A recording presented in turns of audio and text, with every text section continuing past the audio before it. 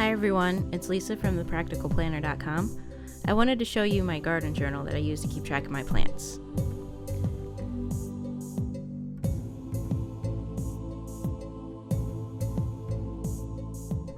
I love the idea of bullet journaling, but there are a couple things that always hold me back. For instance, I'm not great at doodling, and when I watch videos of everyone making their bullet journals, I get kind of intimidated by how beautiful and artistic they all are compared to mine.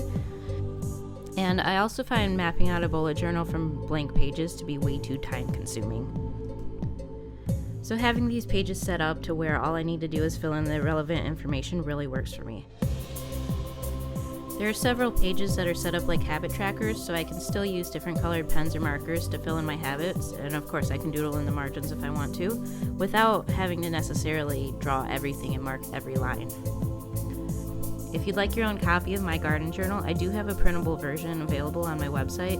I'll put the link in the description below. You can download it and print it out at home, including as many pages as you need for each of your plants.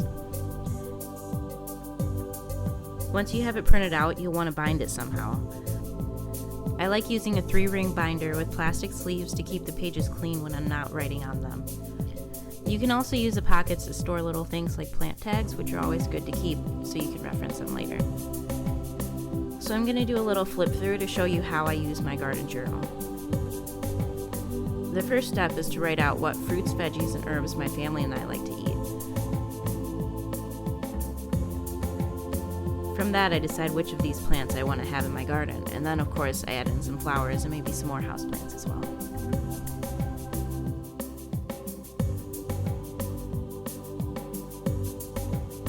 I put a shopping list right at the front, so as I decide what I'm planning and what my plans are for my garden, I can easily add what I need to my shopping list. I don't want to have to make multiple trips to buy everything I need, so this really helps me organize everything before I go. This next page is great for taking notes on any new plants I want, whether it's a vegetable that I don't normally eat or a plant I haven't grown before. It's always good to try something new. I would suggest printing multiples of this page to have one for each new plant you're going to try. Next, I have a spring garden checklist. I have pre-filled a list of things to do in early, mid, and late spring so that I can just follow along with the same checklist every year and make sure that I'm getting everything done that needs to be done. Now that I know what I want to plant, I can fill in when I'll need to sow and harvest each of my plants. I like to just write in the plant name under the season with a note like sow inside 6 to 8 weeks before last frost. I can keep track of my daily, weekly, and monthly gardening goals and tasks on these next few pages. This is where I actually draw out the layout of my garden. The first page is a blank canvas, and the next page is for my square foot gardens.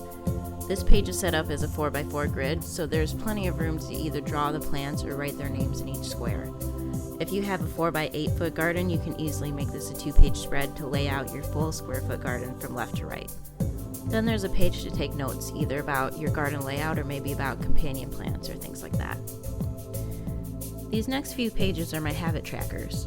I'll print out as many copies as I need for each type of plant that I have, so that I can track when I've watered, fertilized, pruned, and sprayed them.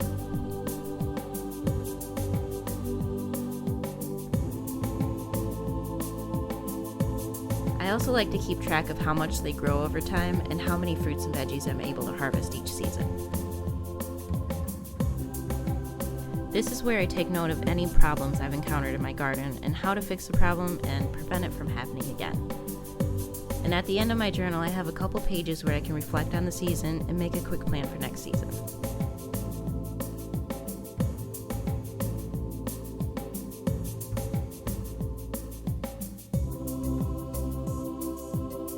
Now it's a new season, so I'm going to print some more pages for all of my plants and get to work filling my plans. But for now, here's a quick flip through of my garden journal. If you'd like to print your own copy, just head to the link below to find the download.